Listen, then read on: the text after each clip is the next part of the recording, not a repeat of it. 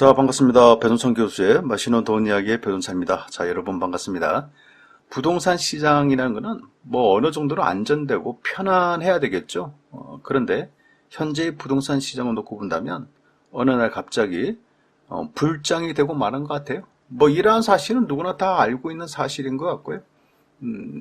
이 또한 부정할 수도 없고 부정하기도 어려운 사실인 것 같아요. 여기에 놀라운 사실은요, 부동산 시장에도 주식 시장처럼 1년 미만의 초단타 매매가 성행하고 있다는 겁니다. 주식 시장처럼 뭐 단타예요. 방금 샀다가 방금 파는 거지.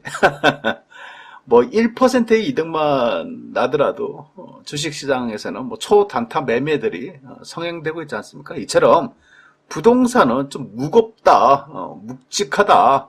그래서 초단타 매매가 다소 어렵다라고 이렇게 생각하고 있지 않습니까? 그런데요, 요즘 들어서는 부동산을 가지고, 아파트를 가지고 1년 미만에 파는 이런 초단타 매매가 성행하고 있다는 겁니다.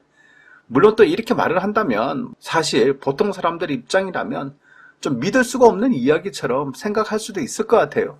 작년 7.10 부동산 대책 이후 단기 매매에 대한 양도소득세가 강화됐지 않습니까? 1년 미만 40%에서 70%, 2년 미만 기본 세율에서 60%로 이처럼 양도소득세가 강화됐다는 얘기예요. 그런데 1년 미만 또는 2년 미만의 초단타가 어떻게 이루어지나 이런 의구심이 들 수도 있다는 얘기입니다.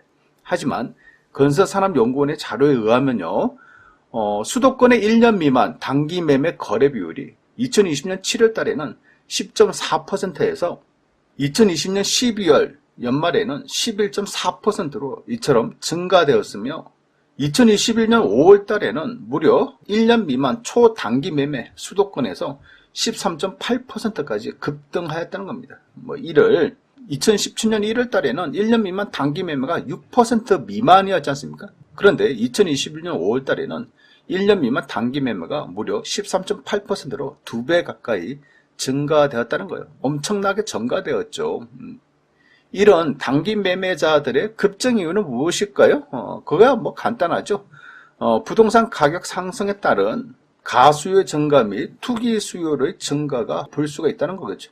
이처럼 매매 가격이 상승하면 상승할수록 뭐 초단타 매매라는 사람들 또한 부동산 시장에도 급증한다라고 이처럼 볼 수가 있다는 겁니다. 그렇다면 단기 매매 시 과연 이득이 있을까요? 그래요. 그래서 이 부분에 대해서 한번 설명해 드리면 국세청 양도소득세 간편 계산을 한번 해보면 1년 미만 단기 매매 실제 양도소득세 그 사례입니다.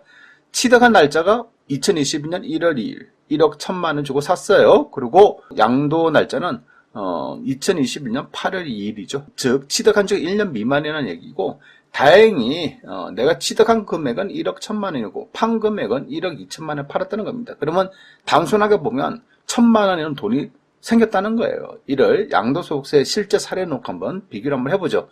먼저 단기 매매이므로 양도소득세가 이제는 70%예요. 그냥 단기 매매 70% 세율 적용이고요.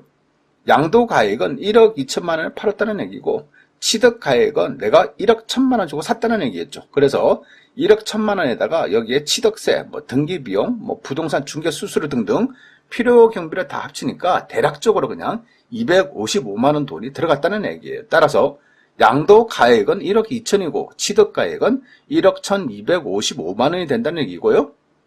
따라서 양도 차익은 745만 원이 나오는 거죠. 여기에다가 장기 보유 특별공제, 장기 보유하고 상관이 없어요. 왜냐? 우리는 그냥 1년 미만의 초단타라니까. 그래서 장기 보유를 안 했어요. 장기 보유를 안 했기 때문에 장기 보유 특별공제는 당연히 없고요. 그러하니 양도소득 금액은 745만 원이 나온다는 얘기고, 여기에 양도소득세 기본공제 1년에 한 번 250만 원 빼주니까 양도소득세 가세 표준액이 495만 원이 된다는 겁니다. 여기에 양도세율 70%를 곱하니까 자진 납부할 세액이 346만 원 돈이 나오는 거죠. 이를 총 종합해 보면 총 들어간 비용이에요. 취득세, 중개수수료, 등기비용 255만 원이 들어갔고요. 양도소득세로 346만 원 납부해야 되고, 양도소득세에 대한 10% 주민세 34만 원 돈을 납부해야 되고, 여기에다가 기타 경비 예를 든다면 뭐 양도소득세, 세무사 비용이라는 것도 들어가겠죠. 여기다가 집수리를 그냥 간단히 했다, 조금 했다, 기타 등등 해서 대략적으로 50만 원 정도 들어가면 총 들어가는 경비가 대략적으로 685만 원 돈이 된다는 거예요. 그러니 내가 1억 2천만 원에 팔았다. 그리고 취득금액이 1억 1천이다. 그러면 양도차익이 그냥 뭐 1천만 원이지 않습니까? 뭐 단순 계산하면 그냥 차익이 이제 1천만 원이에요. 그런데 여기에다가 모든 지출 비용 685만 원을 빼니 실질적인 이득은 315만 원 돈이 떨어진다는 거죠. 만약에 1년에 한 번 이렇게 팔지 하고 내가 1년에 두 채를 팔았다라고 한다면 중요한 거는 양도소득세 기본공제 250만 원을 이제는 1년에 한 번만 기본공제가 되니까 양도소득세 기본공제액이 없다는 거예요. 1년에 두 채를 팔게 되면. 그러니까 250만 원을 빼지 못한다는 얘기죠. 따라서 양도소득세 자신 납부할 세액이 521만 원 돈이 나온다는 얘기입니다. 여기에 주민세 10% 52만 원까지 포함을 하고 앞서 설명한 것처럼 기타 등등의 지출까지 다 합치면 양도 금액은 1억 2천이고 취득금액은 1억 1천이고 양도 차익은 1천만 원인데 모든 지출이 878만 6,500원으로 증가된다는 얘기입니다. 결국 실질적인 이득은요 121만 3,500원 밖에 안 남는다는 얘기예요. 결국 100만 원 떼기가 되는 거죠. 그런데 만약에요, 이 상태에서 방 2칸짜리인데 도배를 해야 된다. 그렇죠. 요즘 뭐 도배 시세가 뭐 50만 원, 60만 원, 70만 원 돈 하지 않습니까? 그러니 이러한 비용 빼고 기타 등등 비용 빼면 결국 남는 것이 존재하지 않는다라고 이렇게 말씀을 드릴 수 있다는 겁니다. 또한 근본적으로요, 1년 미만에 파는 이유가 무엇일까?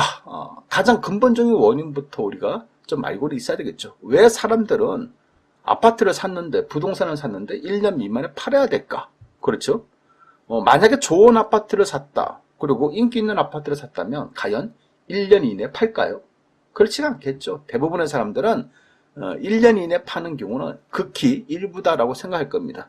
그래서 1년 이내에 파는 사람들 특징을 보면 단기적으로 오로지 단돈 100만 원이라도 떨어지면 나는 아파트를 사고 팔고 할 수 있다. 이런 사람들이 주로 단기 매매를 한다는 거예요.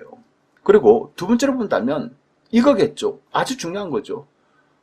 내가 아파트를 샀는데 장기로 보기에는 불안하다는 거예요. 이러한 마음을 지니고 있다는 겁니다. 내가 사긴 사는데, 남들 따라서 사긴 사는데 장기로 보기에는 갑자기 두려운 마음이 생긴다는 거죠. 따라서 그냥 1년 미만에 조금이나마 이득만 생기면 무조건 사고 팔고를 하는 그런 초단타 매매를 한다는 거예요. 이런 심리다라고 봐야 되겠죠. 하지만 이러한 심리도 결국 돈 100만 원 이익 보자고요, 1억 원 이상의 아파트를 매수하는 거 어떻게 보면 너무 불안하지 않나요? 그렇죠? 너무 위험성이 크다는 거예요. 여기에 남들 따라 단기 매매를 했다가 후속으로 들어오는 매수자가 없다면, 그렇지 않습니까? 와, 같이 들어갔다가 뒤에 받쳐주는 사람이 없어. 그럼 어떻게 하시겠어요? 큰일 나는 거지. 여기에다가 다주택에 걸린 불이익까지 생각한다면, 그렇지 않습니까? 다주택에 대한 불이익이 얼마나 많습니까? 이런 부분까지 생각을 한다면 그 위험성이 더 커진다라고 할 수 있다는 거예요. 따라서 지금 100만 원 띄기의 초단타 매매는요, 위험하다. 앞으로 이런 식으로 했다가는 큰일 난다. 지금까지는 통했다라고 한다면 앞으로는, 그러니 부동산 시장 그리고 아파트 시장의 초단타 매매는 지금 조심하셔야 된다는 얘기입니다. 이상까지 배동찬 교수의 맛있는 도움 이야기였습니다. 감사합니다.